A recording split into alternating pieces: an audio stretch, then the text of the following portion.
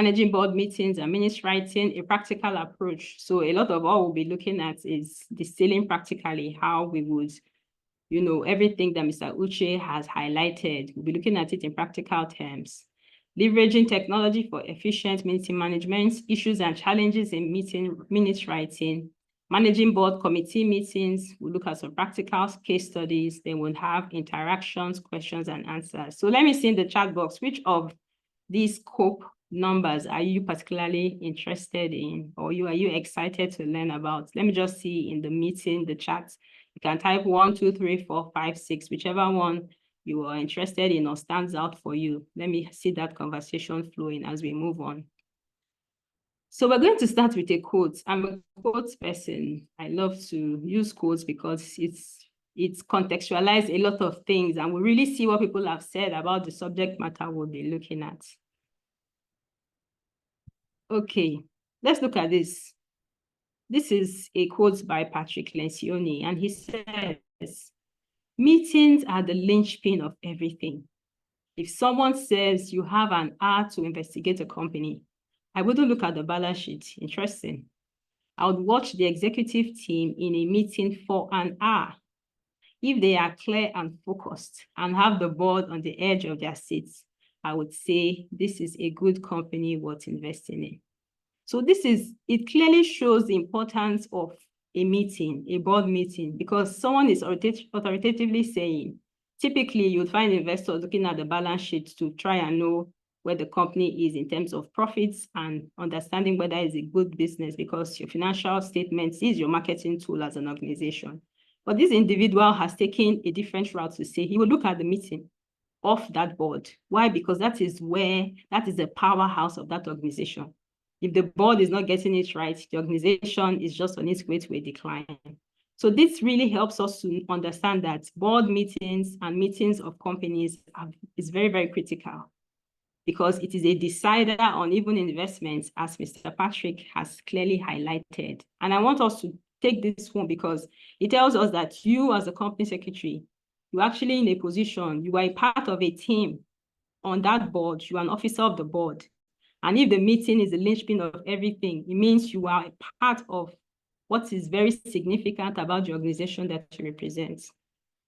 Now, I've just put out a snapshot of the types of meetings of an organization, but our focus will be on the last bit of it, which is meetings of directors.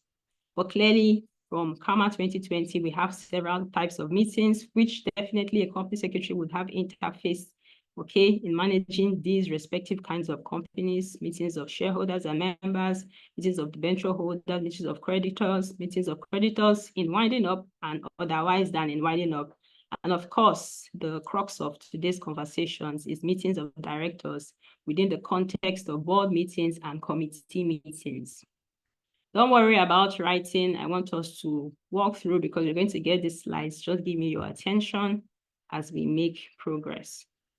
So what are those general principles when it comes to board meetings? Principle 10 of the NCCG code. Remember, Mr. Uche highlighted in the course of his conversation that as at last year, the CBN sent out a regulation that now elevates the hierarchy of the NCCG code as a primary corporate governance code when it comes to matters of governance within the financial services sector. And you know, the financial services sector is a big player in the public, and when it comes to public companies and stock markets. So the NCCG code is the ground norm for everything that has to do with corporate governance. And that principle 10 in the code says meetings are the principal vehicle for conducting the business of the board and successfully fulfilling the strategic objectives of the company. You know that apart from the board, you have two major powers when it comes to decision-making within the organization. You have the members in general meeting, and you also have the board having meetings, deliberating on matters of the organization. So this clearly brings it into context that the meeting of boards is so important and critical for matters that have to do with the strategic direction and fulfilling the objectives of the organization. So we established some key things, which is the fact that a board meeting is a meeting of the board of directors. It's as simple as that.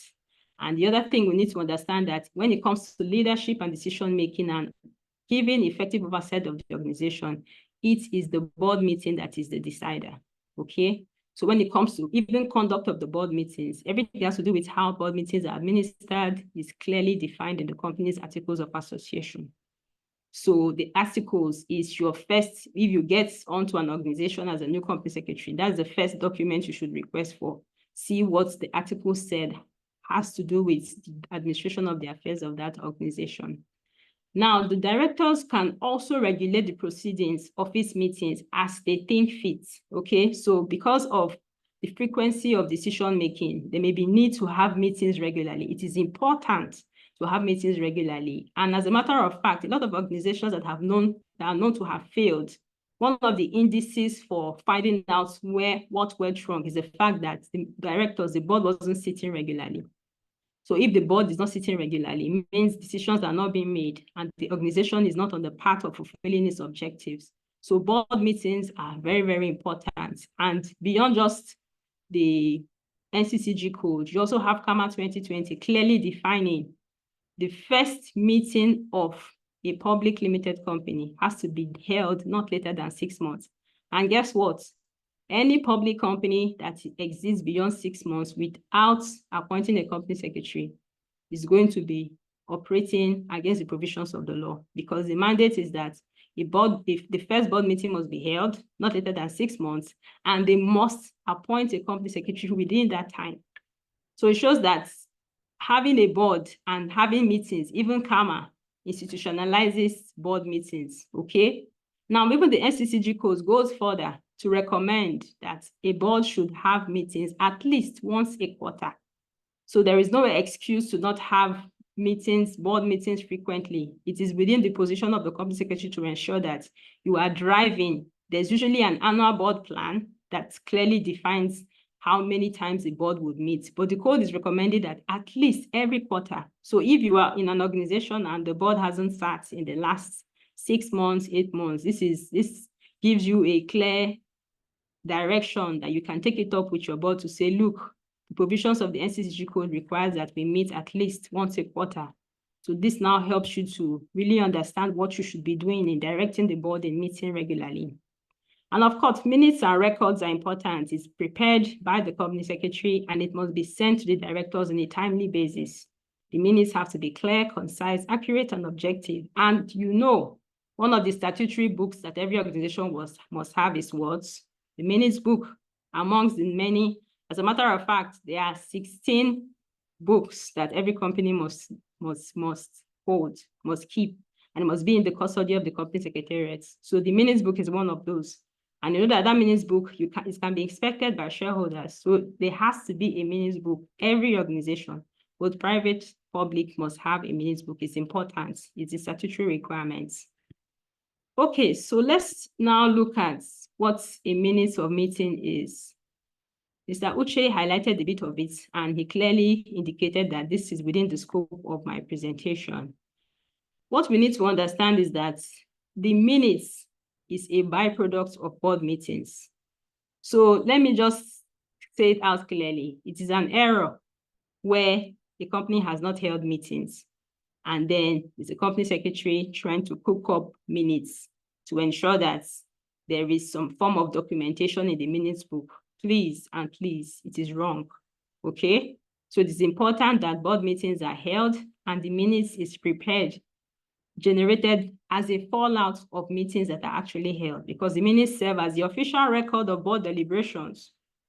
And it is required not just for compliance, it can be referred to by the board, because when you have a new board member, one of the things that you would find in the board pack is also the minutes of previous meetings of the board. It would help the new director to understand the dynamics of the board, the decisions that have been made. Even the last minutes, it will also help the new board member to understand what have been discussed and how he's able to make input in the subsequent meetings. So minutes is so important because it really records. It is a record of what was discussed, motions proposed, what was voted on, activities that must be undertaken as a fallout of the meeting, okay? So, and of course, it is within the purview of our functions as company secretary. This task is domiciled and also minutes writing is a skill, is an art that must be executed by professionals. In the next slide, I'll show you a cartoon where someone was asked to go for a minute, and the question is, what is a minute? It's almost like the person's response was, minutes is the number of minutes that was spent in the meeting. So someone who is not a professional, that doesn't understand what minute taking is, they would be unable to accurately execute this function. But the bottom line is, when it comes to legal compliance, the minutes is prima facie evidence of a meeting that has been held. So even when it comes to matters, when the provisions, okay, let's even take it down to the statutory meeting, which is a meeting that must be held within 6 months of the registration of a company. The minutes is evidence which must be filed at CAC to show that that company has complied with that statutory provision. So you see how critical and important the minutes of any particular organization is. So let's go around the world. I like us to look at the global perspective when it comes to minutes writing. Okay, so because I mean, a lot of us we're living in a global village now. Some of us might just even be operating in Nigeria, but we serve a board somewhere in Canada or in the UK or in Russia. So it's always important to understand the global perspective when it comes to minutes writing. So in the US, okay, of course, you know, US is known for litigations. You can have all kinds of action here and there. You can have a class action by shareholders. So typically, you would find that minutes in the US, they tend to have less details because nobody wants to give lawyers something to pick at when it comes, when in the case of litigation or if a lawsuit arises. So the standard procedure you would find minutes in the US may not be so detailed because you want to provide less information. That is the rule. That is the standard for minutes that you would find in the US. In common law countries, the current best practice is for the minutes to record not just the decisions, but how the board came to those decisions. Okay, so you're not just capturing what was decided upon, the deliberations that led to those decisions. Now, in civil law countries, you would find that there are specific legal requirements on the contents of board minutes. And the temptation and almost like the demerits of that practice is that you would typically find a tick box approach where people would only indicate what the legal requirement is, what is obligatory and nothing more, okay? Then a unique example, which I find very interesting and which you would agree with me would be very, very laborious on the company secretary that operates in Russia. The Russia Code of Corporate Governance provides that every director should be provided with not just the minutes of what transpired, but a verbatim report of the meeting together with the formal minutes. Can you imagine that? So imagine if you have to sit and listen, you have to provide your company secretary in Russia, and the Code of Corporate Governance requires that you have 2 types of minutes. I mean, they'll probably be paying company secretaries a lot of money because that would be a lot of work. Don't you agree? Okay, so in Commonwealth countries, you would find proceedings. You mean summary of the proceedings of the meetings is pretty much a common practice. But what is important, why I've gone ahead to highlight a lot of this is that typically it is important for you to understand the practices in the company you work for and the jurisdiction, okay, that particular organization is operating in. All of this information was gotten from the IFC publication, the International Financial Corporation publication, which is a 2016 publication on the governance professional. I believe this is, if you Google, you'll be able to find it. A very instructive document that gives you a guide on the expectations of the functions of a company secretary across a global perspective. I don't want to dwell so much on this because Mr. Uche was very detailed on the role of a company secretary, but I just have a slide on it, which I would run through, and I've marked in red the fact that apart from the various roles of a company secretary, one thing that is instructive that complements what we're speaking about is the fact that the company secretary is required to implement decisions of the board. So if you are in those meetings and you capture the decisions, it is now your responsibility to ensure that the responsible action parties are notified and the action is taken so that at the next board meetings, we are now speaking about decisions and the outcome of those actions. The other thing is even the NCCG code also mandates the company secretary in Principle 8. The company secretary plays an important role in supporting the effectiveness of the board by assisting the board and management to develop good corporate governance practices within the organization. And one of those good corporate governance practices to ensure that the board meets frequently and you are taking appropriate minutes that captures decisions and those decisions are being implemented. So this is a very significant role when it comes to minute taking for a company secretary. It is one that we should hold in high esteem and prestige. Okay, so I'm sure you're wondering, why is this MacBook? Are we winning a MacBook? I wish.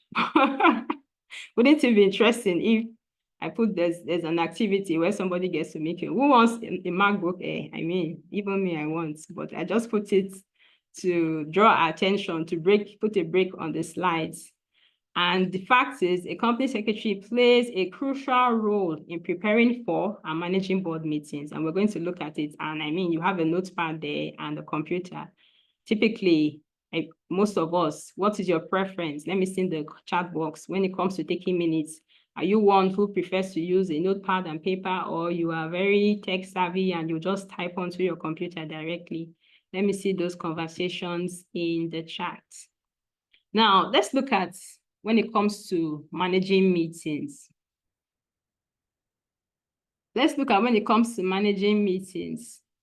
What does the company secretary need to do? Your job does not start in the meeting room. That is the challenge a lot of us don't realize. Preparing for you have a critical role to play when it comes to preparing for the board meeting. In fact, that is even the most important, because if you don't prepare, there are certain steps that must be taken for you to be able to take minutes, okay, that captures the decisions of the board. The first thing you have to do is to confirm meeting details. So in as much as the code has recommended meeting every quarter, you have a responsibility to liaise with the chairman of the board, okay, and then confirm with the board members. There are some times when board decisions may include guests. So if a company is thinking about implementing an insurance scheme for employees, and you need to have people from maybe Hares Insurance or the insurance arm of UBA, you want to have them on board to speak to the board, and then a decision is taken on which of these third-party insurance providers the organization will take on board. You also have to ensure that those individuals are available. So you ensure the meeting space is ready, reserved, and available. In the event that you're not having your meeting in your physical boardroom, it's going to be in an external venue. Ensure that that meeting space is reserved and available. If it's going to be a virtual meeting, or you're going to use any kind of tech support equipment, your projector screen, everything is not on that morning. We'll start running helter-skelter, trying to test if the system is updated. No, please, it has to be done before the meeting.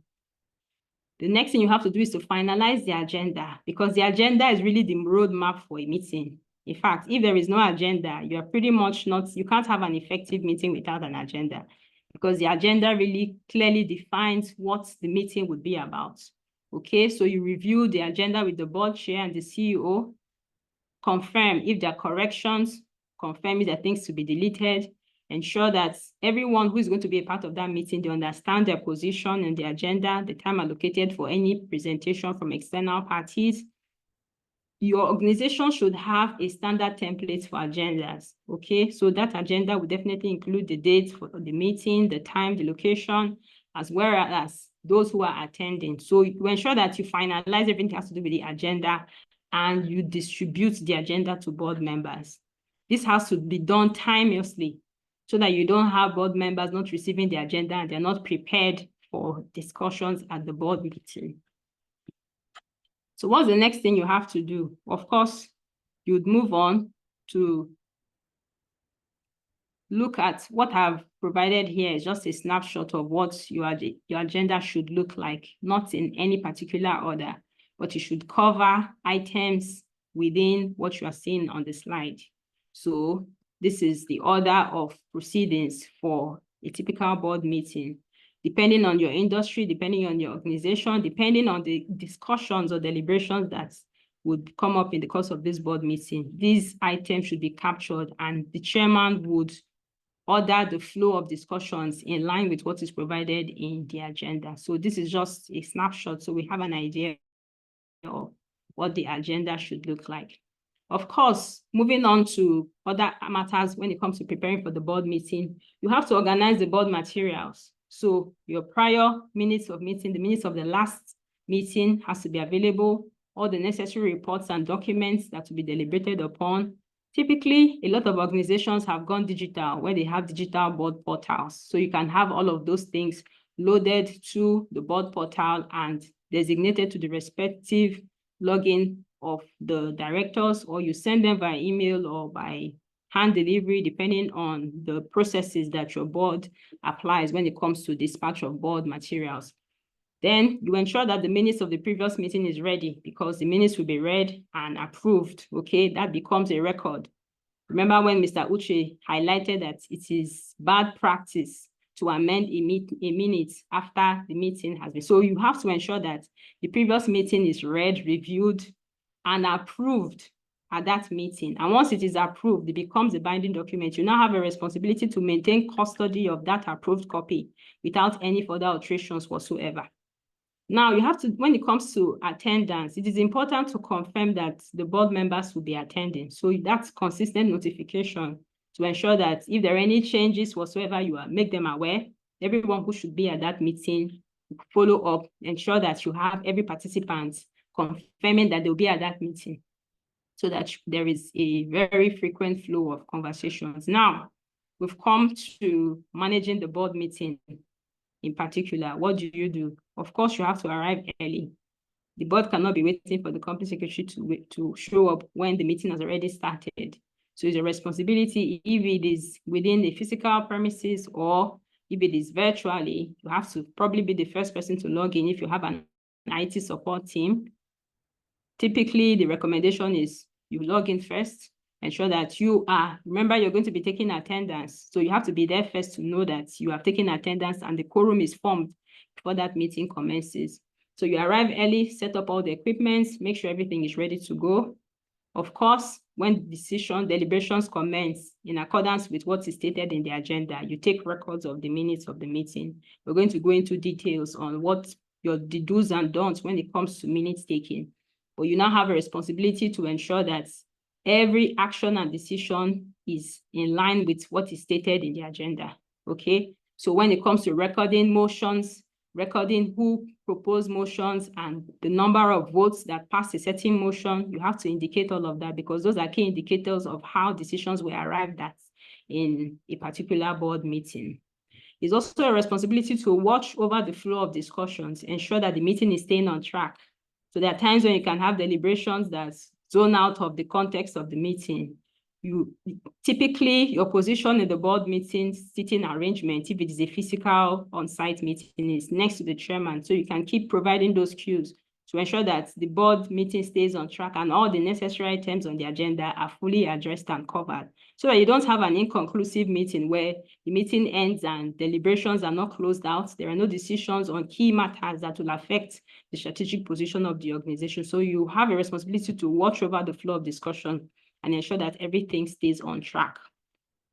It's also important, minutes approval for the previous meeting, so that you have to ensure that you get the board chair's signature on the previous meeting. So once the previous meeting minutes is read and approved and the board chair signs, it becomes record, okay, which you would now file. Remember when Mr. Uche made the reference, I'm glad he highlighted that, because another thing is not just taking minutes, you have to have a filing system where you can easily retrieve minutes of particular board meetings that have been held over the years. So maintain that system and you file the minutes. If it is an electronic filing system, you have a folder or a template, how you have those filings done. So you have that approved meeting minutes filed and secured so that nobody other than you has to tamper those minutes.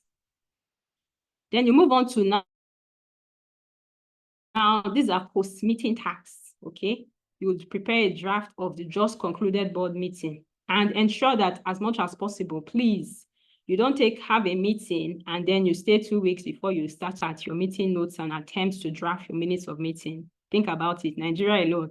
If you think of fuel price and how tomato is costly in the markets, you'll probably forget some of the deliberations and you probably may not be able to refresh on discussion. So ideally, as much as possible, Once the board meeting is concluded, when discussions are still fresh in everybody's mind, look at your minutes and start to develop it, okay? And then you have that interface. You review the minutes with the board chair so that there's an alignment on what was discussed in accordance with what you also put down in paper for minutes. Follow-ups are important because this is an area that we need to be very, very careful and up to speed with. Board meetings, there are decisions, and decisions, there are actions that must be taken. So it is important that you sit down and distill what are those respective actions that I fall out of this meeting. Who are the action parties? Okay, so in the case of the insurance company that came to do a presentation for the board, you now have a responsibility. If the insurance company should submit a proposal to HR, okay, you have a responsibility to ensure that every action in that board meeting is clearly distilled and sent to the respective department or action party, because it would be a terrible disgrace and shame if we come to the next meeting and we are reading the minutes and realize that there are certain decisions that were taken and no action. It becomes the responsibility. We would look incompetent if that becomes the case. So it's important to ensure that you clearly distill, separate from the minutes, action points, and follow through with ensuring that those individuals that need to take action they know about those actions and those steps are taken. So I've distilled, when it comes to the core elements of effective board meeting minutes, I've broken it down to 4 clear components. The first is that you have to have a clear purpose for a meeting, okay? And this is where you have conversations with the board. When you are drawing up the agenda, you define what is the purpose of this board meeting. If we are reviewing financial information, fine, that is the purpose. So you understand that when you are capturing the minutes of this meeting, it is information geared towards the financial position of the organization. If we are reviewing HR policies, that is a clear purpose, so that you don't get into a meeting and discussions are flowing from like a traffic and there isn't definition. And it will also help you in your ability to take notes because you know that this is the purpose for this meeting. The other thing is you need to have comprehensive notes. So your comprehensive notes should capture discussions, decisions, and actions. Please, let's note this. Discussions, decisions, and actions. Because remember, this is not an AGM. We're talking about a board meeting. And board meetings, there are strategic decisions that will be taken that management and employees would have to implement. So discussions, decisions, and actions, that would be the components of a comprehensive notes.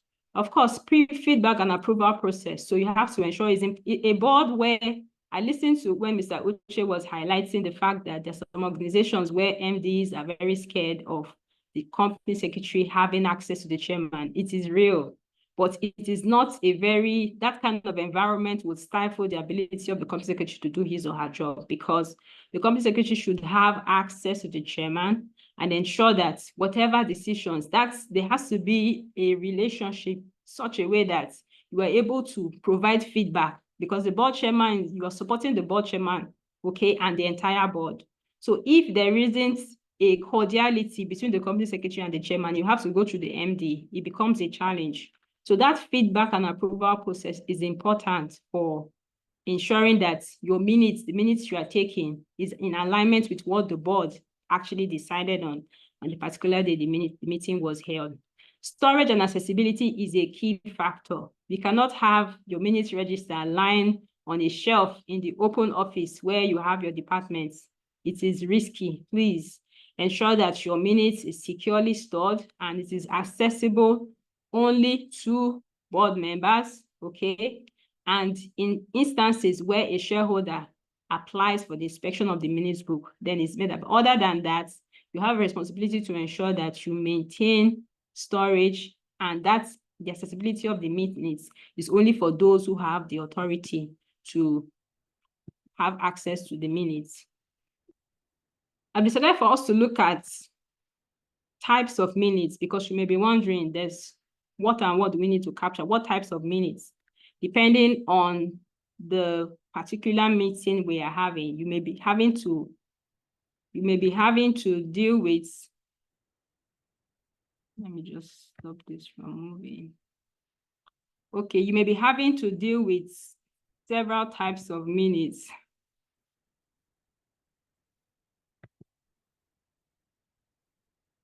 So I've distilled, let me pause this. Apologies. My slide is acting up. Okay.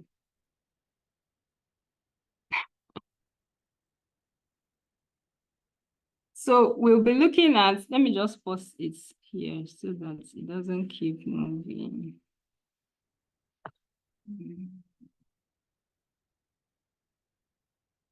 1 second.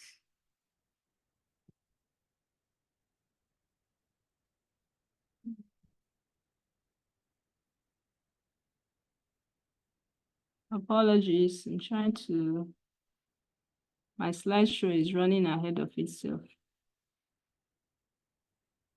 Okay.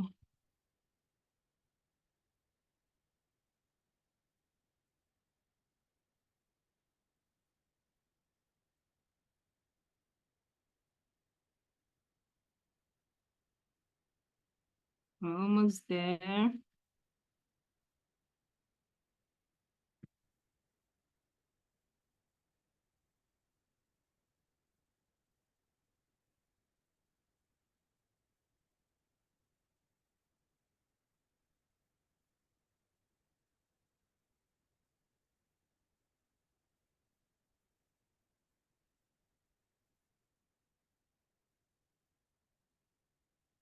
Okay. So as I was speaking, apologies, I just had to fix that. So we have several types of minutes, and this would really help us to understand per time what kind of minutes we should be taking. The first is an executive minute. So this really summarizes the details of a meeting for senior executives. So there are times when meetings are held and senior executives really just want to understand the gist and the outcome of that meeting. So in issues that have to do with taking decisions, in this kind of meeting minutes, you don't need to go into high-level detail, okay? You just capture the key decisions and the action items. This will help leaders to quickly grasp the direction and the implication of the meeting. Now, you have meetings that are known as discussion minutes. You have minutes that are known as discussion minutes. This would provide a more detailed account of the discussions that took place. So in this kind of meetings, in a case where the insurance context that I highlighted earlier, where you will have detailed discussions on the insurance policy, the package, everything has to do with what is available within that. You can provide detailed discussion because why? At this point, the organization is trying to do some strategic planning. So a lot of that information is relevant, and you would know the type of minutes to capture once you understand the purpose and the agenda of that particular meeting. Okay, so you have a discussion minutes is more detailed. It will include viewpoints around the table, who said what suggestions came along the line. This is more detailed because we're now having conversations that is leading towards a particular decision. Now you would have another type of minutes, which is known as a verbatim minutes. So in the case of a verbatim minutes, you would typically have a verbatim minutes will be giving you word for word what transpired in that meeting.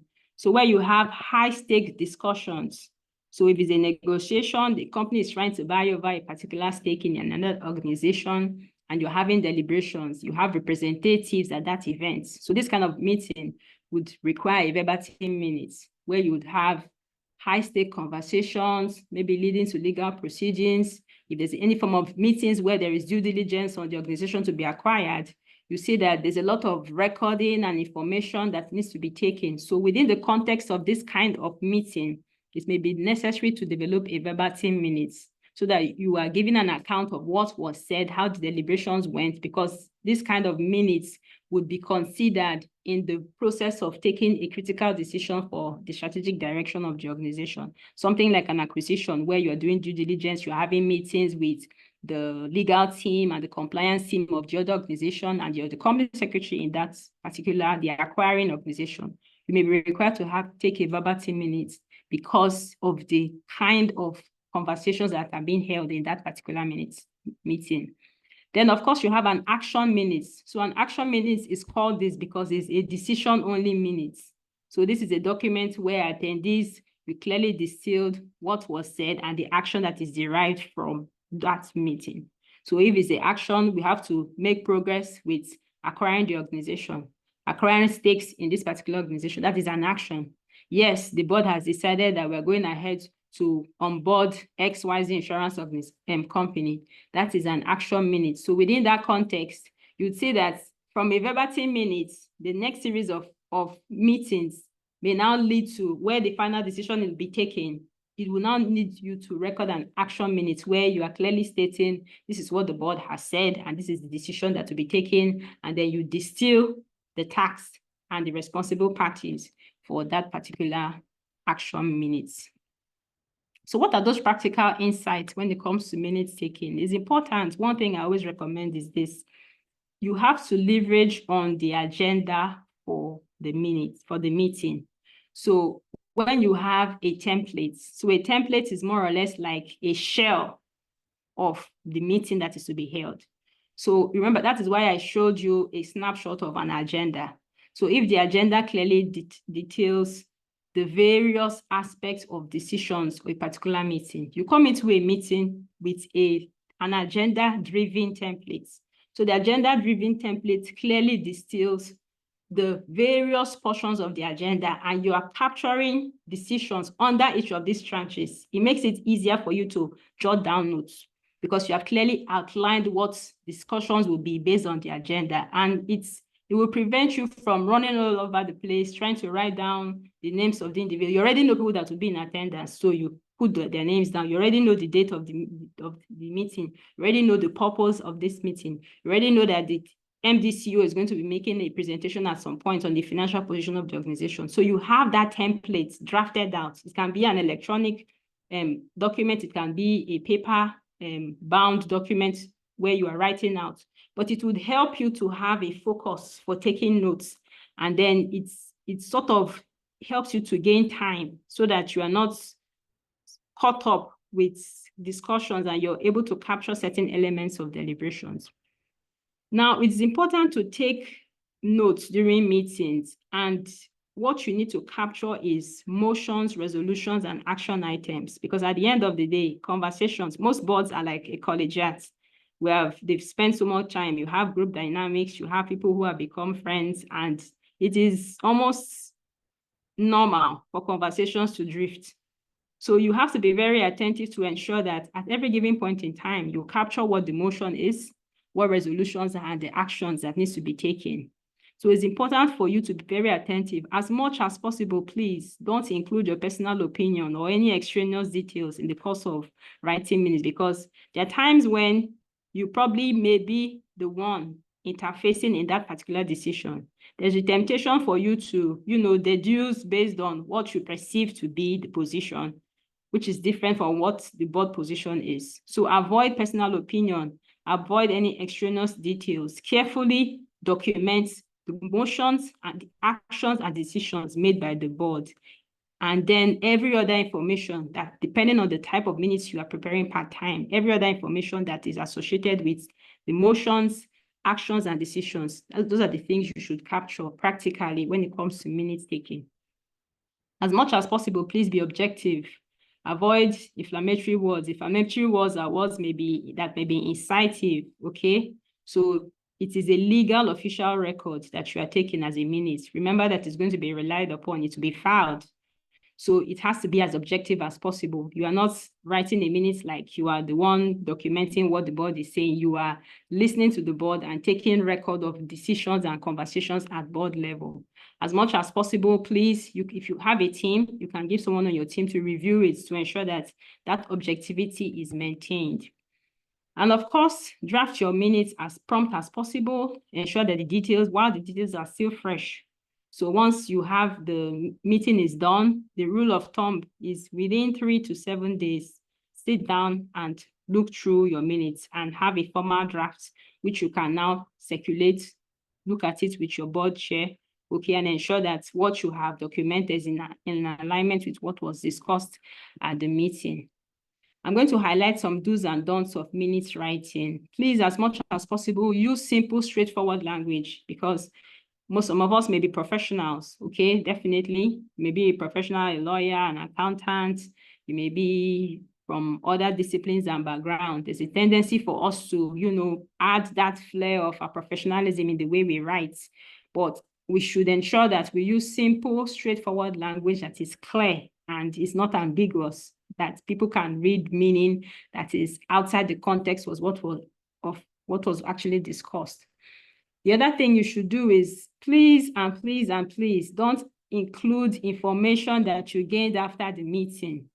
So it's sometimes when meetings are held and then you have conversations with probably the MD after the meeting, and then you go and sit down to write the meeting, you realize that because of our thought process, there's a tendency for you to start to bring in extraneous materials or information that was not actually deliberated on in the meeting. As much as possible, no additional information that you gained after the meeting. Everything has to be within the context of what the notes you took in the course of the meeting.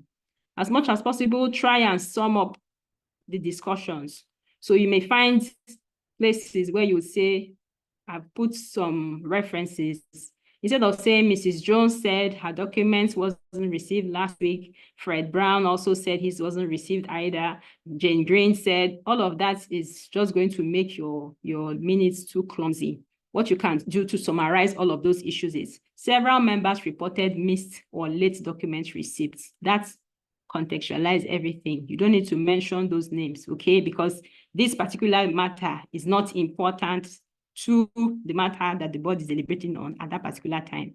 This is feedback. So you summarize as much as possible, summarize the ins and outs of discussion that are not critical to the agenda of that day's matter.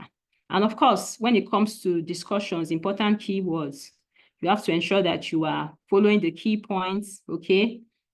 When key points are discussed, you just, an example is, there was a long discussion about the logistics service, there was a long discussion about the insurance scheme, and the following points were made. You don't need to start putting out, this person said this person said that, depending on the type of minutes you are generating, okay? So when it also comes to presentations, because typically you would have people coming on, joining the board meeting to give presentation. It may be the logistics team, it may be external team members, it may even be the board consultants. So you just ensure that you just maintain a record of what the presentation was about. So you can simply say, Chris Assel, the Chief Medical Officer, was welcome to the meeting and he gave a presentation on the health insurance scheme. Simple. You don't need to start providing all the context and information. It will make the minutes too lumpy. As much as possible, another thing you should notice, instead of putting full names, because imagine we are 33 on this call, and I have to write, I saw a long name, Mr. Ababiaka, something like that. Imagine if you have to write all those names. And when people are making discussions, making inputs, you can just use abbreviations for the purpose of taking minutes and taking notes. Okay, so you'd use those abbreviations so that you reduce the time that you have in writing and taking these notes. And as much as possible too, in minutes taking in the course of board meetings, you can use abbreviation. So if you have a board document that is called board members profile, because the company secretary should have a profile of all the board members. So you can refer to that document as BMP. You know what that particular document refers to. This is when you are taking notes in the meeting. So all of these things would help you to reduce time in actually documenting deliberations. The other thing you can do to optimize your game as a company secretary in taking minutes is this. During the meeting, you have to listen out for what I call key action phrases. So things like someone may say, oh, we must check the other insurance company. We only have two here who have made a presentation. I know of XYZ company. I think their rates are better. We must, we need to, we should. So these are key action phrases that indicate that there's a note or an action or a decision that is about to be taken.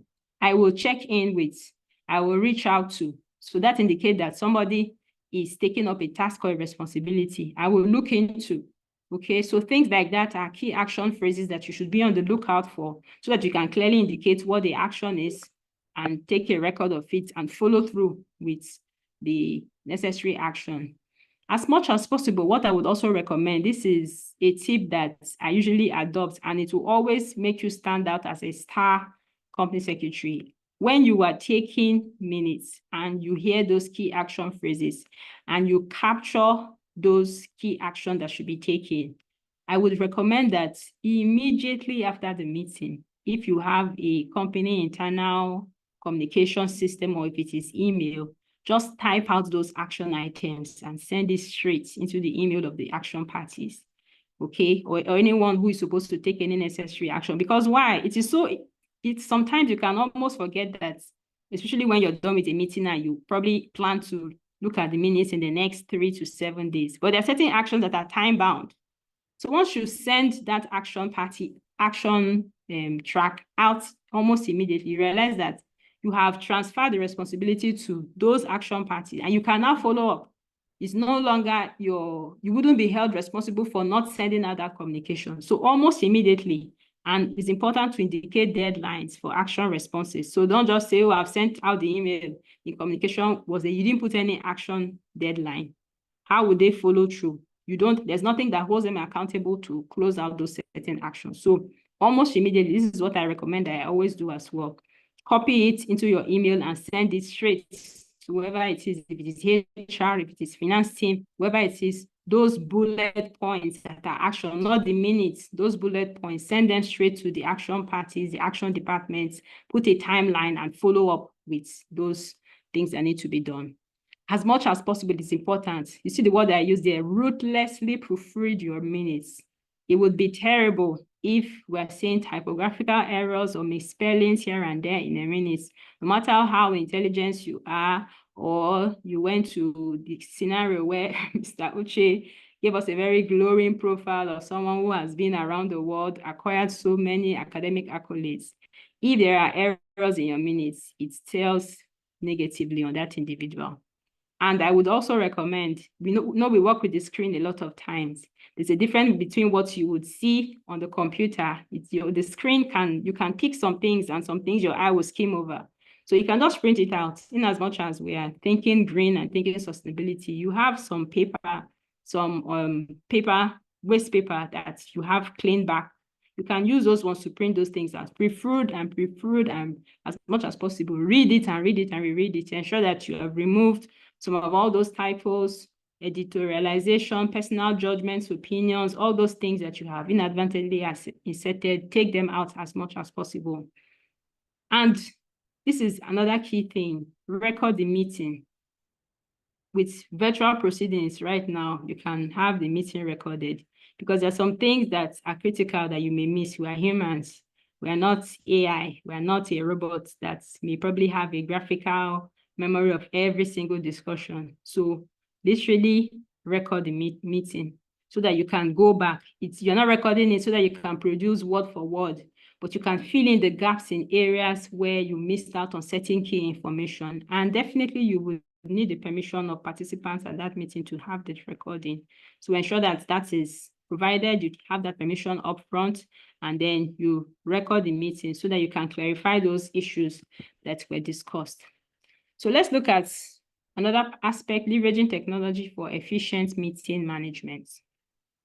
So now, what we have before us is a digital minutes program. It's more or less like a template, okay? So between taking manual, I know I asked that question. I don't know how many people responded to that question. When it comes to taking minutes manually and taking electronically, you'll probably be wondering, can I use Google Doc or Microsoft Word for taking board minutes effectively? That may be a question on your mind. You may be wondering, do I just use write with my hand, or I can type in? Yes, of course, you can use Google Doc. You can use Microsoft Word for taking board minutes effectively, okay? The choice is yours, depending on your own personal preference. Some people prefer to write with their hand. They say they are faster. Some people prefer to type.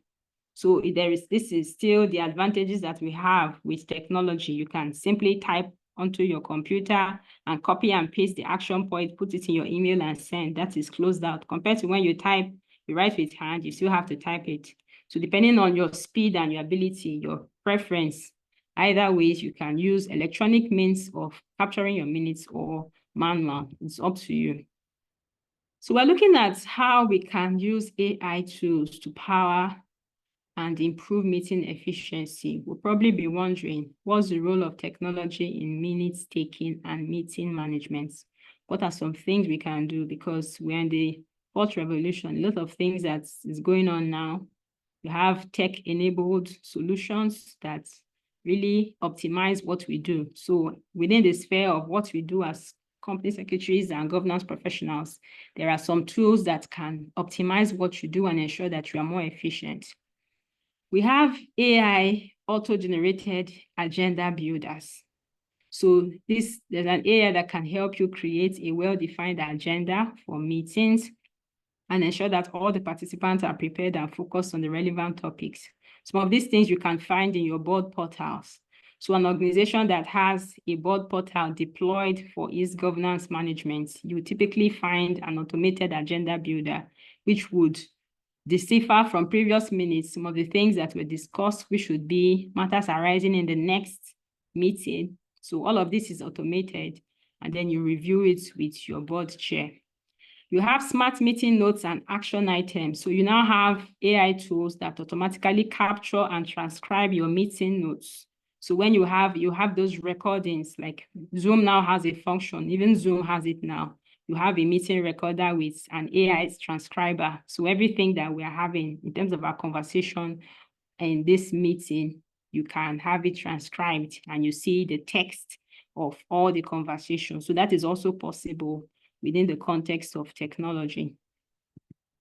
Then you have real-time language translation. So imagine if your organization is trying to expand, you have partners in China and Europe where you're not speaking the same language.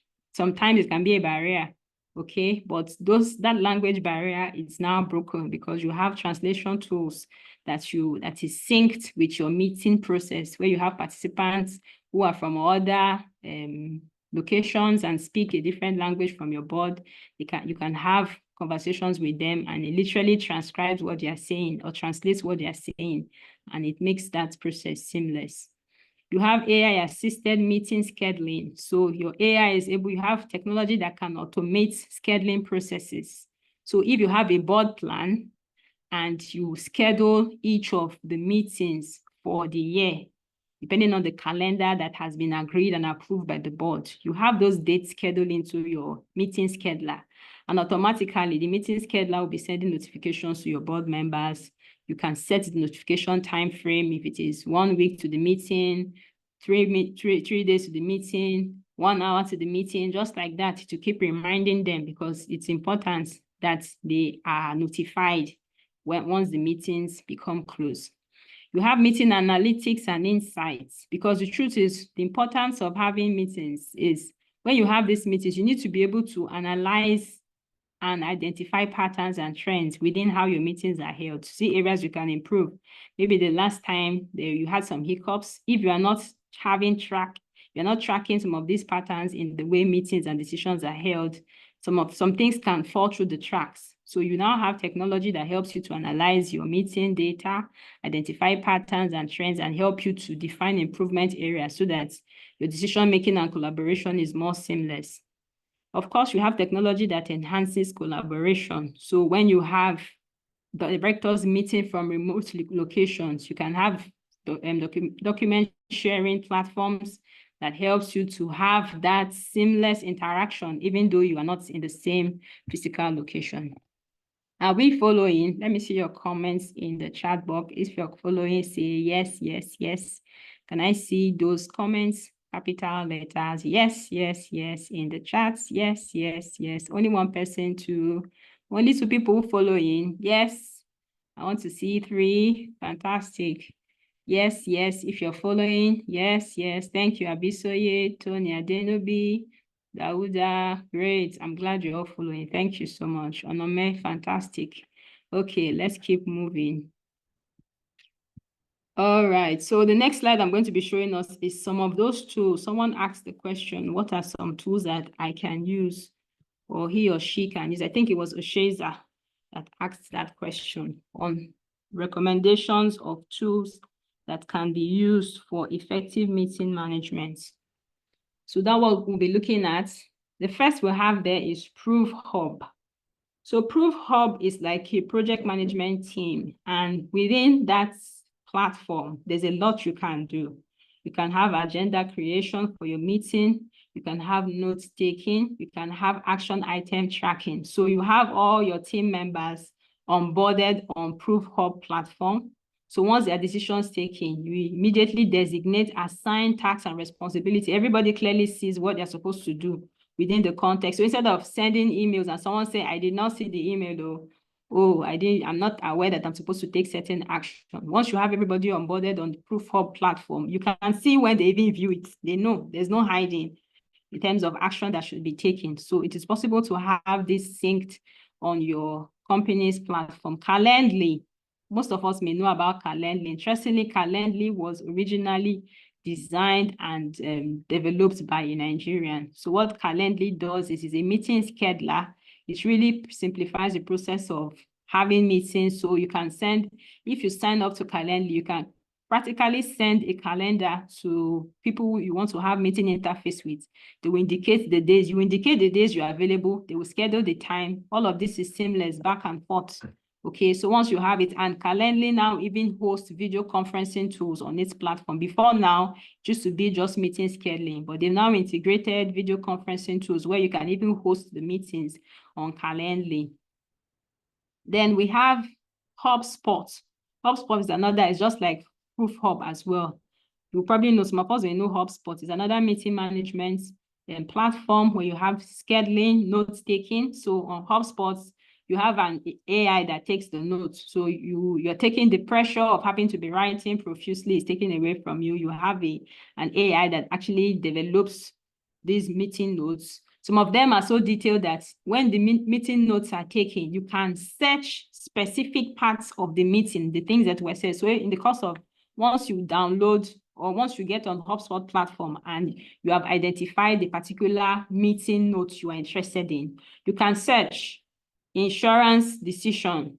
It will just highlight parts of the meeting notes where you have things that have to do with insurance. You get in there, get the information you need out, as opposed to reading. So if you wrote like 10 pages of meeting notes, you have to read through and find where it is. With some of this technology, you just do a search on the information, the notes that the tech platform has taken for that meeting, and you will identify it. You have LaxSuite. So LaxSuite is also another meeting manager software that offers scheduling, communication, agenda management, action item tracking. Okay, so this additional feature is you can track when action, it gives you like a pointer when the person views it, when the action is taken. The person is supposed to come back and indicate that this action is taken. It also provides the feedback if there's a feedback that is required to be taken. And the interesting thing about LaxSuite is that it really focuses on collaboration and productivity. So it's not just you sending out information, it also streamlines everything. Everybody's able to give feedback, and you can keep track on that platform on what's the outcome of every particular action item you have scheduled on the platform.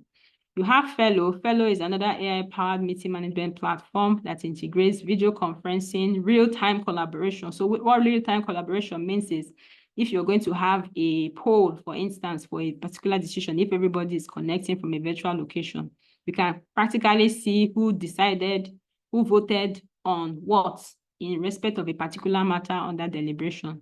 So we have notes taking on that platform, action item tracking. All of these are variations of the various what is possible when it comes to meeting management on the tech side of things. And of course, we cannot have this conversation without Zoom, because I mean, Zoom is our host for today's meeting. Okay, so apart from Zoom, and Zoom is now improved. I don't know if you guys noticed when I tried to log in, I noticed that it did an auto update for me, and the outlay for Zoom is different now. Who noticed? If you notice, just indicate in the chat box. There's now a different outlay. It has a new look. Who noticed that it's now Zoom Workplace? It's no longer Zoom Meeting.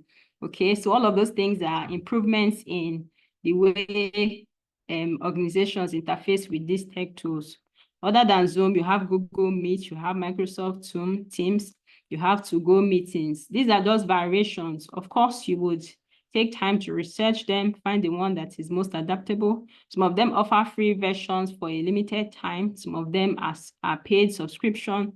So depending on which is best suitable for your organization and the one that you can easily integrate into your system, it's something that would optimize your efficiency, meeting management, and taking minutes. So these are the examples. Now, I'm looking at best practices for tech-enabled meeting management, just a few things that we can do to optimize our experience in using technology for meeting management. So one thing we need to do is to ensure that we are using the right meeting management apps, okay? So as much as possible, I noticed that Zoom also has it right now, where you can indicate how many, it has a timer, which I have set. I'm just looking at it. You can indicate how much time you want to be speaking for in a particular meeting. So this timer would help you to keep track of the agenda. So you can beforehand indicate if it's a 2-hour meeting. So on each of these agenda items, we should be spending, let's say, 5-10 minutes. That will help the meeting to stay on track. Okay, so if you had that kind of countdown timer, it would also help you to manage how much time is being spent in a particular meeting, and you optimize decision making without so many discussions that move from left to right. Of course, you can leverage collaborative tools like Google Doc and Microsoft Teams, because this would help you to, when you are drafting your agenda, you can have a Google Doc that you share with your chairman and your board members. If there are matters that need to be discussed at a particular meeting, they can make input. So you're not, imagine if your chairman is in Abuja and you want to speak to him, you're trying to reach him, possibly he's busy, but if you create a collaborative tool where you can prompt them to review it, make inputs, everybody is working collaboratively, but we are using technology to optimize the goals that we want to achieve. It's important to also continuously monitor your performance metrics. So some of the meeting management strategies, over time, you have to keep doing an audit to see what works and what isn't working, so that you keep tweaking your processes and you are using technology to your advantage and not to your disadvantage. I hope that makes sense. Now, you can utilize features like polls and charts and virtual whiteboards to increase engagement. You see how I kept saying, okay, let's meet in the chat box, because if we keep unmuting and speaking, we will not be able to optimize the time we have to spend in this meeting. So you use polls and charts, you still have that engagement and collaboration in the meeting, and that productivity is optimized. There are challenges and issues when it comes to minute taking. I'm sure in your head, all I've said, you can identify so many things that are potential challenges when it comes to minutes writing, and we would do ourselves a disservice if we don't talk about them. So that's what we'll be speaking about in the next couple of slides. What are those challenges when it comes to taking minutes? So look at the cartoon to your top right, to your top left. It says the secretary is asking, should I use your actual names for the minutes or the names of the homeowners we are calling? So you see, the company secretary in this case doesn't really understand what information that she should document, which is the thing that's the first challenge we're going to be looking at. Uncertainty on what should be recorded. I'm sure this is a common challenge for most meetings, okay? When you don't understand what is expected, what matters, what parts of the deliberation should be recorded. It's possible you may be recording information that is not relevant to the board decision. And this comes with practice and experience. With time, you begin to understand the trend of things that should be captured. But it can be a barrier, because if there is no clarity on what should be recorded and how it should be recorded, information that is important may be lost.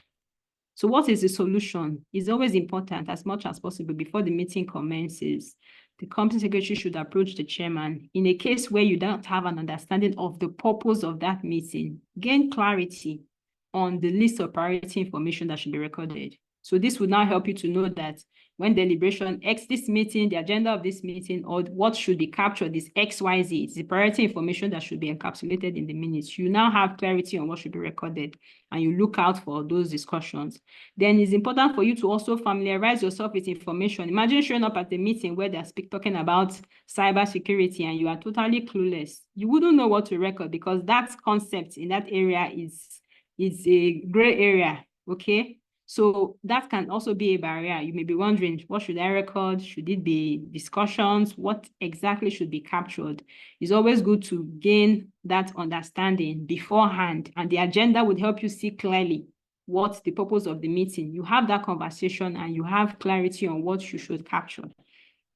And typically for every standard minutes, the necessary things the company secretary should capture are things like the date and time of the meeting was held, the names of the attendees, those who are absent and have taken, notified the board, so you have apologies, acceptance or amendments that will be made on the previous meeting minutes, decisions regarding each agenda item, okay? So that way you capture this is why you need a template that is tailored to the agenda. So you just capture decisions on each agenda item, decisions such as if there were motions, if there was a consensus on the decision, if it was put to a vote, what was the motion that was proposed, what was the voting ratio, things like that. And of course, the new business, if there are new matters arising, you capture those, the date of the next meeting, etc. So these are the standard thing when you are lost for what to capture in a particular meeting.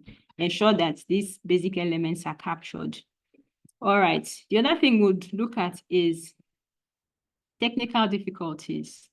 Because I mean, if suddenly you stop hearing me and probably network issue, and I'm a company secretary, I'm supposed to be taking minutes in a particular meeting, and at some point I'm just cut off and I'm out of the meeting room for like 3 to 5 minutes, and I don't have another team member that is designated to also shadow me in that meeting, you realize that maybe the point I was logged out because of network glitch, maybe when the decision was taken, and that information may be totally lost. So we cannot, I mean, electricity can be another issue, okay? So you realize even as something as almost minute as not having enough sheet of paper to write to document your minute, these are realities. You can enter into a meeting and say, okay, at least this meeting would last XYZ time. And then you take A4 paper, like 10 pages, and you get into the meeting, and a lot is being said, and you are writing on support, you run out of supply of material. That can be, it's not an impossible situation, okay? So these are technical difficulties that we can encounter in the course of managing meetings. But the first thing you should notice, please don't panic, because that is the natural default. We want to panic, oh, what was said and what wasn't said and all of that. The one thing we need to do is at every point in time, particularly for virtual meetings, which is almost a given for most every public and private company, the Business Facilitation Act has now enabled both public companies to have virtual meetings. So interface of having virtual meetings is almost irregular for most boards now. So what I would recommend is always have a backup. Like what I would do, let me just explain from my own experience, this particular training. I said to myself, if anything happens, maybe my computer goes off or I don't have internet, I have the slides on my mobile phone. I'll quickly just switch to Zoom on my mobile phone and continue the session. So there must always be a backup plan for technical glitches, okay? When it comes to also updating your software, because that's another challenge. Most people, I've been in several meetings where someone says, oh, I'm trying to log in, I'm unable to, the software is outdated. Until you update it, it wouldn't let you get into the meeting. So a day before, please, everything you need to update, ensure that it's updated, work with your IT team, every meeting software you need, ensure that you have all those checks before the meeting date. Have sufficient notepad and writing materials, have enough backup, okay? So that you are not totally lost. And in the scenario I painted, when I mentioned you are logged out and you came back in 10 minutes later after sorting out your tech issues, please and please, you have to be, this is why on a board as a company secretary, you have to be very vocal. Nothing stops you from drawing the attention of the chairman that, oh, XYZ, I did not capture the decision on, I left the meeting, I was logged out at this point, and these discussions that followed through up to this point, can you rehash? So it's a lot of times people will just keep quiet and say, oh, I don't want to disrupt the meeting. But at the end of the day, your meeting minutes will be incomplete if you don't draw the board back to get clarity on what was said at the point where you were logged out. So it's important for you to exercise, use your voice when you're on the board and speak up, ensure that you are following discussions at every point in time. I've already said that. Ensure you have a dry run. with your tech team, test everything, ensure it's fully functional, up to date. You have the latest patch so that you have a seamless virtual experience. Another common challenge is disorderly meeting proceedings. This can manifest in several forms. You can have when an agenda item, discussions are moving from one to the next, there isn't closure, or there's a particular decision on any agenda item. Everyone is talking at once, discussions are long-winded, you're unable to follow through with discussions, and people are just taking points here and there. It becomes almost, in fact, the meeting is disorderly, and a disorderly meeting does not help the COSEC to effectively capture minutes, because why? There isn't orderliness, and it behoves on the chairman to ensure that orderliness is maintained, because at the end of the day, to be an unproductive meeting, if deliberations are held and we arrive at no decision, and the meeting becomes a waste of time. Okay, so at this point, the company secretary has to diplomatically point out the impossibility of taking minutes. If everyone is talking, I mean, clearly, imagine if the order we have maintained by we listen through and then we have discussions at the end of the meeting. If everybody's unmuting and speaking, we wouldn't be able to make progress. So it's important that if you have a board chair that is weak, I put parentheses in that word, the company secretary has to guide the board chair diplomatically, have ground rules. A lot of boards have board charters. They clearly define the meeting procedures, the order in which people speak at the meetings, guidelines, so that you have a seamless and effective meetings. So once you have these ground rules, your meetings are more seamless. Deliberations go smoothly, and you can effectively capture the meeting minutes, and the organization would take decisions that would move it forward. So it is the chairman's job, definitely, to keep a meeting in order and cooperate with everyone in the meeting. So practically, I've already mentioned this, your designation or where you should sit in a physical meeting is next to the chairman. So you can work collaboratively, give those hints and pointers when the meeting is getting disorderly, and ensure that everything is in alignment towards the purpose of achieving the reason why the meeting was scheduled. I've just highlighted a few other challenges. I've mentioned this already, running out of supply paper during the meeting, which can leave you with no way of taking records. That's a potential challenge as well. You can have difficulty in balancing participation versus focused minutes taking. So there are instances where the deliberations actually require you to make certain inputs. You're providing feedback to the board, and discussions are going back and forth, and you're also making contributions based on the board requesting you to speak at a certain time. There may be a challenge with balancing speaking and also taking notes, focused, okay? Because you'd realize that you speaking at a certain point, you won't write, but then discussions are going and a decision is taken. And if you don't quickly rehash and take note of what is said in the course of you making contribution, you may lose that particular thought. And of course, there's also a tendency for you to be subjective, particularly if a particular deliberation relates to you making inputs. So you have to maintain that objectivity as much as possible if a particular decision relates to you providing information to the board at a particular time. Dealing with poorly chaired meetings, this meeting cuts across both board and committee meetings. That can be a real challenge. So the chairman must be in charge and ensure that the meeting stays on track at every point in time. Overusing abbreviations and jargon that may not be clear to readers of the meeting. So after you use those abbreviations in the course of note-taking in the meeting, it's important that when you are developing the actual minutes, please avoid abbreviations that are not clear or jargons that people who are reading it may not be able to understand it, okay? So don't overly use abbreviations.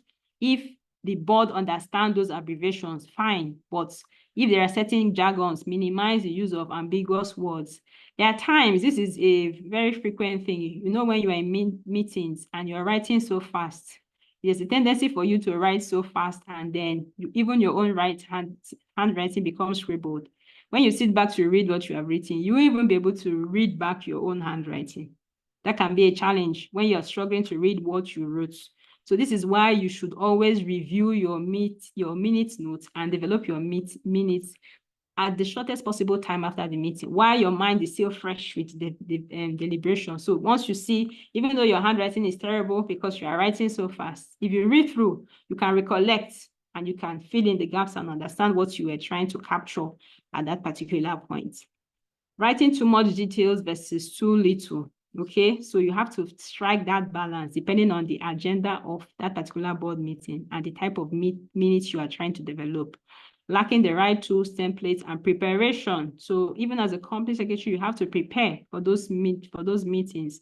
Read your board papers, read every document that is a critical part of decision-making of that meeting. You need to be fully informed to be able to even follow through with discussions, okay? So now we're looking at managing board committee meetings. Board committee meetings are critical. Why? Because board committees, as provided by CAMA 2020 and NCCG code, is really a mechanism that provides an extra layer when it comes to taking informed decisions at board levels. So you have certain decisions, you have certain information, you have specific areas of the board operations that may be designated to certain board committees that are established on the board. So the company secretary does not just serve the board as a whole. The company secretary is also designated to the respective board committees that are established within a particular board, because these board committees, they provide that extra layer of oversight and makes the decision making process more streamlined. So if you have a board committee, like a risk management board committee, everything has to do with the board risk management processes would be deliberated upon by that board. So there is an extra layer of criticality in decision making when it comes to committee matters. So the company secretary has a responsibility to serve the board committees as well. And CAMA 2020 and the NCCG code are not quiet. They are those legislations are vocal on the importance of establishing board committees so that the board can effectively discharge its duties. When it comes to the membership of these boards, the terms of reference, the reporting requirements, this would be clearly defined by the organization. In fact, the NCCG code recommends that every board should have specific committees that it has named, which include the nomination committee, the remuneration committee, and the audit committee. So the nomination committee deals with nomination of screening of members who are potentially going to be admitted into the board. Remuneration committee has to do with fixing the remuneration of board members, and audit committee has to do with the audit and internal processes of the organization. So the code has recommended that these are standing committees that must be established by every board. The recommendation is that of the code is also that the committee should have at least 3 members, a majority of whom must be independent non-executive directors. I don't need to go into explaining this. I'm sure Mr. Uchi covered the context of who independent non-executive directors are. So when it comes to frequency and notice, the CAMA clearly indicates that there isn't a statutory minimum requirement when it comes to the number of committees per year, okay? So directors have responsibility, the board committees have a responsibility to regulate the meetings and how the management of board committees as it deemed fits. But there is a recommendation that directors are required mandatorily if board committees are created. Every director that is on a board and assigned to a committee must attend meetings. As a matter of fact, meeting attendance when it comes to re-election to a particular board is a criteria for determining whether a particular director will be re-elected into a board. There will be a record of meeting attendance and participation. It's part of those evaluation criteria for determining whether a particular director is eligible for re-election. Because, like, I heard Ms. Uchi talk about groundnut and apple. It was funny, but that's the reality. You have board members who sit at meetings and 0 contribution, okay? So it is important that they attend those meetings and they make contribution because it's a criteria. It will be evaluated when it comes to re-election. Now, the minutes of committee meetings have to be prepared by the company secretary and sent to the directors in a timely manner. These minutes also have to be very accurate, clear, and objective. The NCCG code also requires that the meeting minutes must be prepared by a company secretary because he or she has that capacity, okay? Is designated to be the custodian of governance matters within every board. Now, when it comes to disclosure, remember when I mentioned this is key. The composition of committees and attendance records of the committees will be disclosed to members at general meeting where a particular director is being considered for re-election. So a board member who is not attending committee meetings and is now up for re-election, you have to provide disclosure about their meeting attendance. If they're not attending meetings, it means that they are not living up to their responsibilities as board members, both at board and committee level. So attendance at committee, so but you can't have a board member say, oh, I've attended the board meeting, and then they don't attend committee meetings. Committee meetings is a critical aspect of the board decision-making process. So they must also be involved at that level. So how can you manage board committee meetings? I've just highlighted some steps that we need to implement that would help us effectively manage board committee meetings. The first thing is every board committee must have a charter. So this charter clearly defines the purpose, the scope, and the responsibility of each committee. So the charter is like the manual of the committee. If you have a remuneration committee, the remuneration committee will clearly define what the purpose of that committee, their responsibilities, who is the chairman, who should be the chairman of the committee, his or her responsibilities, responsibility of all the director, what kind of discussions and deliberations should be held at committee meetings. This should be clearly defined in the committee charter. Because if you have a board committee without a charter, you cannot clearly, there is no measuring yardstick for determining if the committee is executing its functions. So every committee should, as a matter of urgency, have a charter that defines its scope, its purpose, okay, and its mandate. That will provide that efficiency in managing its operations at committee level.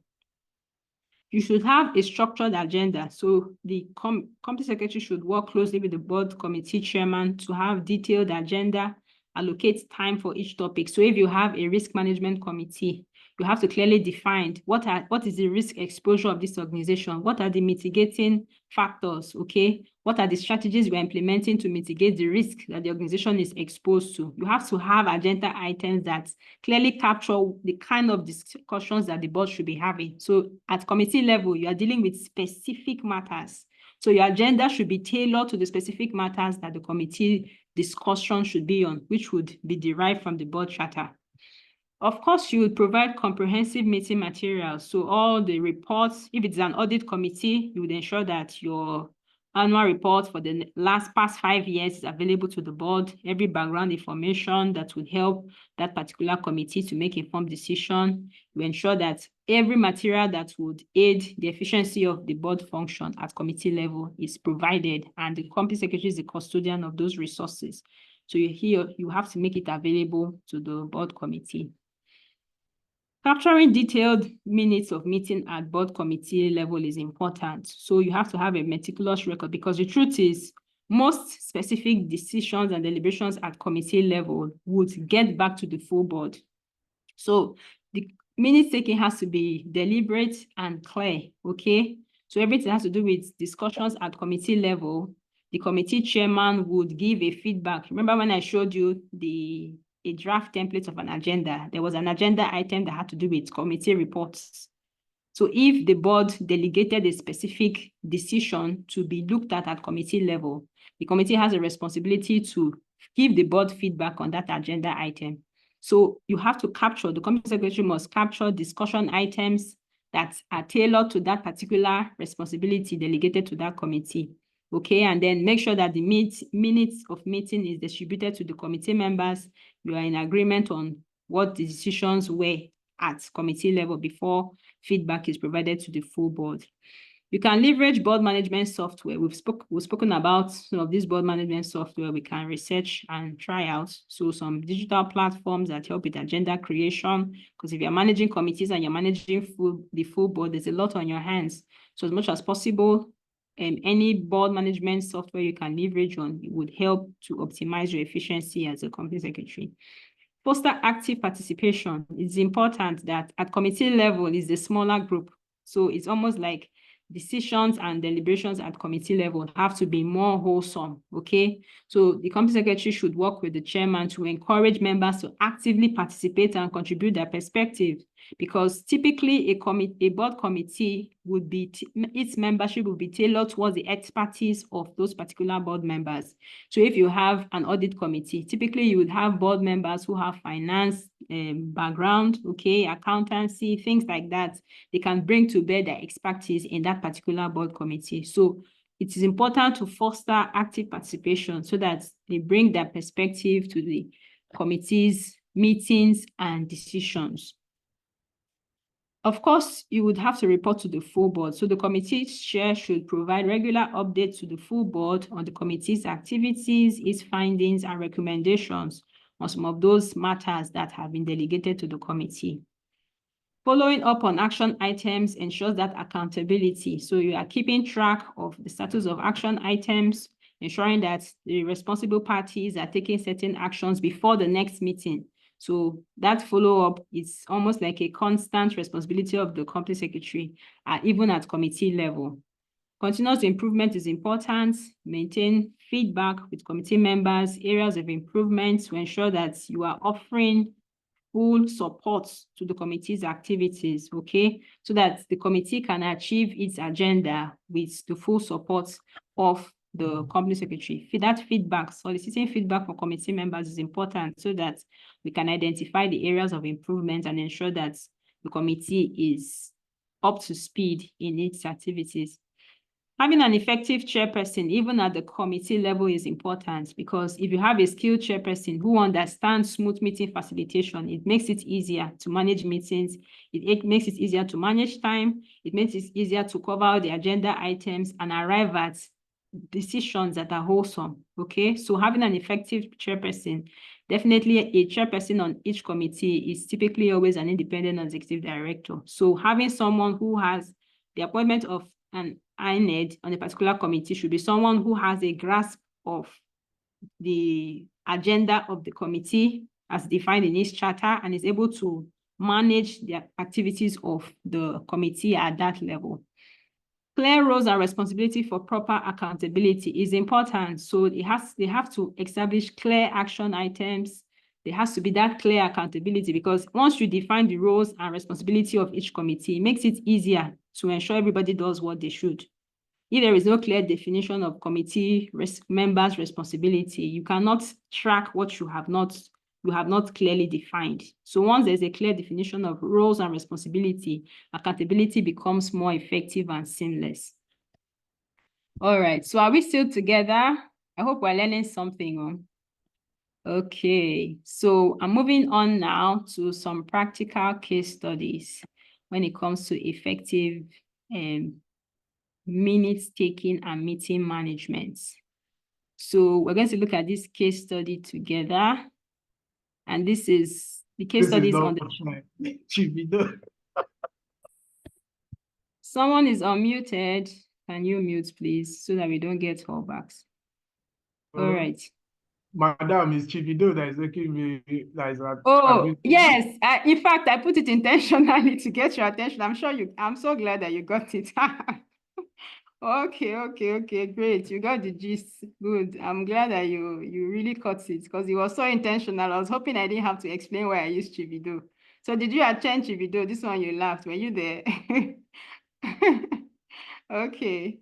So board meeting. Two people that have been living together for donkey years suddenly. Oh well, they have to give us something to talk about, right? In fact.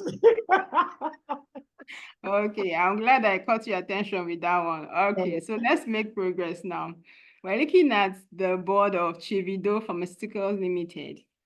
And the board had a meeting on the 24th of June to discuss strategic initiatives and review financial performance for the organization. Now they have a new company secretary, who is Olivia Opong, who was at the meeting to coordinate and assist the chairman for a smooth meeting proceedings. But Olivia was struggling with taking minutes during the meeting, and itemized some of the challenges she was having. Remember, she's a new COSEC. So the first thing is she was having difficulties in keeping up with the pace of discussions during the meeting, particularly when multiple board members are speaking simultaneously.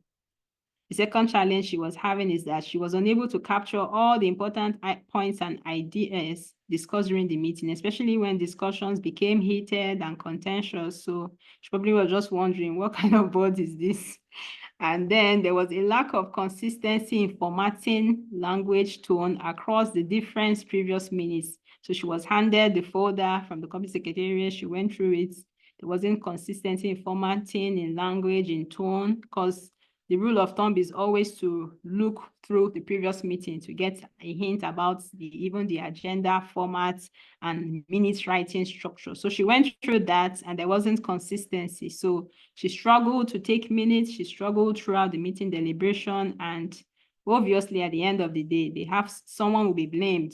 She would be blamed for not being able to take minutes in that particular meeting. So these are some of the challenges that Olivia Opong faced in Chivido Pharmaceutical Limited. And we're just going to look at the impact of these challenges, because if we don't bring it home to clearly look at what the result would be for these challenges she has faced, it brings to bear the importance of effectively taking minutes. Some of the impacts that the challenges she faced would include miscommunication and misinterpretation of important decisions during the meetings. So you'd realize that if she's unable to capture the deliberations because the meeting was contentious and everybody was speaking at the same time, she may simply write what she thinks she heard, and that may lead to miscommunication of important decisions of the board, because at the end of the day, the board is a decision-making arm of the organization. So if she communicates what is in error, she's potentially putting the organization on the edge of failure.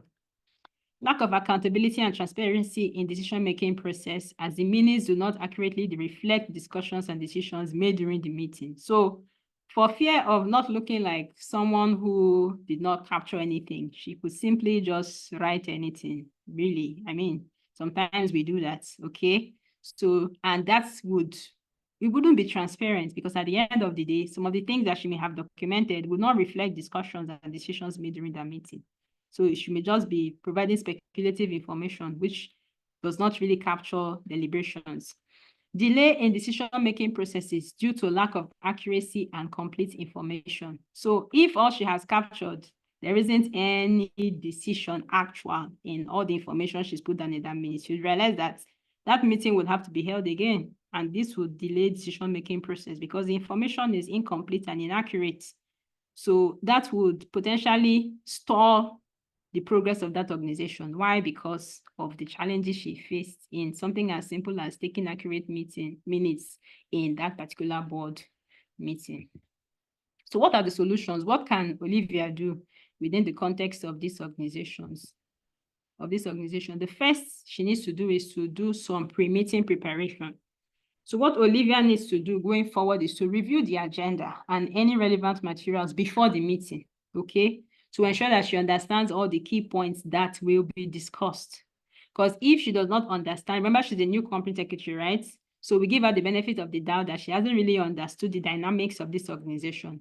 But going forward, if she reviews the agenda, reviews the relevant materials, she's in a position to understand at what point decisions were actually taken in the midst of the contentions going on. If the chairman is not able to call the meeting to order, and she's not also vocal enough to recommend that the things should be done more orderly, okay? So pre-preparation gives her that edge to be able to understand the key points that will be discussed, and she can effectively capture the decisions when it gets to that point. Active listening and note-taking. So Olivia should focus on active listening and note-taking during the meeting. So once she develops, remember when we talked about the structured templates. So once she has a template that is structured according to the agenda of the meeting, it's easier for her to quickly capture important notes and ideas as deliberations go on. And of course, to ensure accuracy, she can record the meeting as well, so that she can fill in some of those gaps in her notes that she may have missed in the course of the contentions going on in that particular board meeting. Collaboration and feedback. It's important also for Olivia to collaborate with the board members to ensure that the meeting is accurately reflecting discussions and decisions at that particular meeting. So it's important to have that interface with the chairman, because if she waits till the next meeting and then the minutes is read and everybody's looking at each other and wondering what kind of company secretary is this, okay? But if she has that collaboration and feedback with board members, it's easier to now reflect on decisions and then align what was actually deliberated upon in the course of that meeting. It's also important to get feedback and now put up a template when it comes to the format, the language, and the tone used in the minutes. So Olivia has to ensure that she puts sufficient time in preparing the minutes so that it is accurate and complete. That process of feedback, she has to put in sufficient time in view of this particular meeting that was held that is so contentious. Going forward, she can now set a pattern. She would have understood the board better and obviously guided the chairman on how to have a less contentious meeting, ensuring that everybody is making deliberations against each agenda item. Board members are also assigned time to speak. There's an orderly manner within which people make contributions in that board meeting. So going forward, she can now define the templates, the format, the tone for minutes and meeting proceedings. And of course, consistency and standardization is important. Chivido Pharmaceutical should develop clear standard guidelines and templates for minutes writing. So once you have going forward, this is why I always tell company secretaries, your role, we should look at our role as a legacy role, okay? When you come on board at a particular organization, you should be able to set up processes and standards that did not exist before you came. So if you leave that organization, like Sir Uche was saying, we shouldn't cling to certain roles, and it's almost like, oh, once you should leave a legacy. When you set certain standards and procedures, they would reference you. Okay, you'll be referenced as somebody who set standards and guidelines and templates. So this is what Olivia can effectively do in this kind of organizations. Once she's developed that standard guidelines and templates for minutes writing, it now helps the board to standardize its activities, and then that consistency is maintained. All right, so that's enough of Chivido. Let's move on to other matters. We have another scenario. This now is looking at the context of virtual board meetings, using technology. So the case, this will be looking at the context of an organization called Phoenix Global Corporation. This organization, its board charter has defined that it will be having quarterly virtual meetings to discuss strategic decisions, financial performance, and governance matters. However, they face challenges related to efficiency, engagement, and decision-making. So their standard process is that they'll be having quarterly virtual meetings, but there were challenges in the management of these virtual meetings, which I have clearly identified. The first key challenge is lack of real-time interaction, because that is a reality. When it comes to having meetings on virtual platforms, it's not the same as when you sit across a table and we have deliberation, you speak, I speak, we come to a decision. There's sometimes when some virtual meetings, you've attended virtual meetings where you can even be doing, in fact, as we're speaking, there's some of us may even be doing something else. That's the reality. We cannot take this away from, these are the constraints we have with having conversations around virtual platforms. So this particular board did not have any live polling system in place where board members, they began to struggle with expressing their opinions during discussions because there wasn't anything that was integrated into their virtual meeting process that allows them to express themselves. Maybe there's a poll, nothing of that sort. So the impact was that most of those decisions and considerations did not involve a full perspective of all board members. And sometimes that can lead to suboptimal outcomes, because if you have a board member who is probably very knowledgeable in a particular area, and the person feels, oh, this board meeting, they're not asking me to speak, and he's not probably someone who is, there's some board members who are very, you know, if they are like dominant characters. So even if the matter doesn't concern what they have expertise in, they will always speak. So you have some others. So that's created a gap in real-time interaction, and it was a real challenge for Phoenix Global Corporation. The other challenge was inefficient note-taking. So the company secretary struggled a lot because in the course of these quarterly virtual meetings, he or she was taking notes manually. So imagine where there's no thing like recording, and there's no automatic note-taking powered by tech, and the company secretary is just writing by hand, writing. At some point, you see that some critical details were missed out. The meeting lacked clarity, and that's really helped. There was inefficiency in the note-taking process. So that became a real challenge for these boards handling its quarterly virtual meetings. The other concern was security concerns. So ensuring that the voting procedures are secure, because most times deliberations at board meetings lead to decisions. And if you are having decisions across virtual platforms, there's a tendency, shareholders and stakeholders may be wondering, questioning the integrity of the voting system and the outcomes. Isn't it possible for some kind of interruptions? How are we certain that the voting process has integrity and there isn't any interface to jeopardize the integrity of the voting outcome? So some of all these things are security concerns that also flooded or plagued the quarterly virtual meetings of Phoenix Global Corporations. And these were real challenges because already their articles clearly says they must have virtual meetings every quarter, but managing it without some important tech tools incorporated into their meeting process sort of vitiated what they would have leveraged in using technology for decision making every quarter. So we're going to look at some of these solutions. What do they need to do to curb some of the challenges that have arisen in managing these quarterly meetings? The first thing that this board needs to do is to look for a reliable online tool that integrates real-time polls and voting during discussions. So if we have a Zoom platform, for instance, and there is an app that syncs into the platform, if the platform is going to be used for virtual meetings, there's a meeting platform, is a tool called meetingpulse.net. You can check it out. So with meetingpulse.net, they can conduct real-time polls. So if there is a deliberation going, you can clearly see who said what and who is against what, or in fact, board members are required, they are now mandated on that platform to make inputs. So you now see real-time interactions and voting as discussions are ongoing. So it now incites more instant voting, which fosters engagement and helps the board to come at an informed decision. So nobody's lost in the dark behind their computer and their camera is switched off. You don't even know if they are taking apple and chewing gum. They're not saying anything and decisions are made and the chairman just moves on. So when you have an additional live polling system synced into their meeting platform, some board portals already have some of these things already integrated as a whole software together.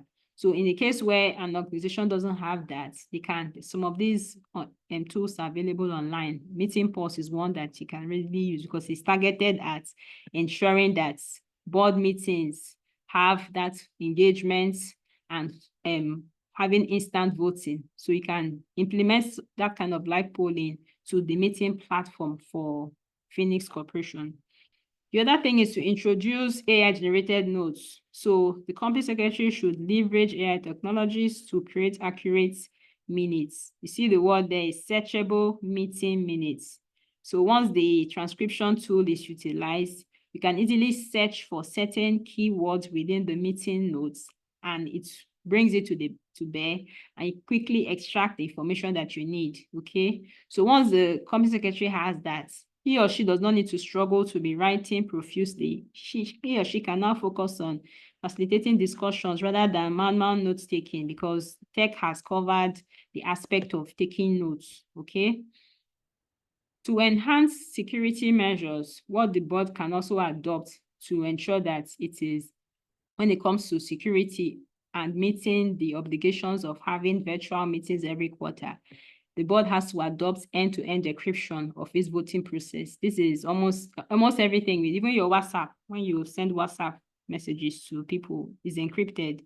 So encryption is not something that is novel again. It's almost a given because of the importance of ensuring security of some of the data that we transmit across virtual platforms. So that encryption of the voting process is also implemented so that there is security in the voting that is going on. It cannot be intercepted or changed, and then you have shareholders, their minds is also, their fears are allayed in that encryption provides security to the voting process of the board. You can also ensure that you conduct roll call votes. So roll call votes ensures transparency, where each board member is now called upon. They take votes according to the role of individuals, members who are on the board. That way, you ensure that there is a transparency. Nobody is left out of the voting process because we can't see ourselves. We can easily say show of hand. I lift my hand up and we see how many people are voting. But once you have roll call votes, everybody is called upon. So the director that is sitting and waiting for them to call him or her, he would now be forced to get on board when you have that kind of voting system where you conduct roll call votes and regularly auditing your voting procedure to prevent fraud. So audit is important for everything. It's not only your financial statements. You audit your processes, internal processes, you audit your voting procedures, okay? So all of that, once you audit it, you can clearly see potential areas where there could be fraud, and you ensure that all of those gaps are closed. So what is the impact of these solutions? Once you have improved engagement, you see that the live poll really encourages active participation, and which leads to better informed decisions. So once all the board members are participating in this live poll, decision-making is more seamless. Everybody feels heard and valued, okay? Because there's a statistics that with the emergence of digital platforms with virtual meetings, directors have actually said that the participation has reduced when it comes to virtual meetings. So boards have to intentionally implement some of these solutions that ensure that board members still participate in spite of the platform that is being used. So once you have these solutions, improved engagement optimizes informed decisions. Efficient documentation. Clearly, once you have AI-generated meeting notes, your notes are more comprehensive. You capture all the key points and action items.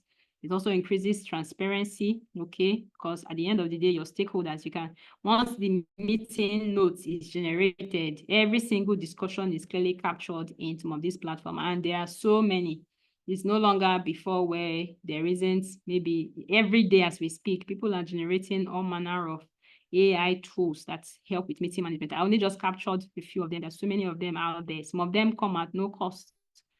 Okay, there's some of them that are actually free version that you can use, but you have to be careful the kind because of data privacy. You have to ensure that the one that you're using is the one that is approved by your board, and you have checked the back end of how they manage the data of some of the users of those platforms.